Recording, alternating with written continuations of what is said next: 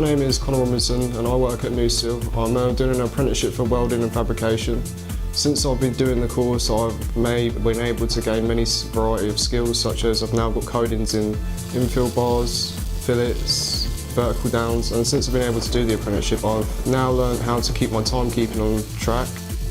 The whole variety of the jobs that we do are completely different to anything that I've done before, because I once was a qualified painter and decorator, and since I came here, I think the opportunities that NuSteel gives us are unparalleled to anything else that I can arrange for our age group. So as a 21-year-old myself, I think it has allowed me to set up my future plans and have a good career at the end of it.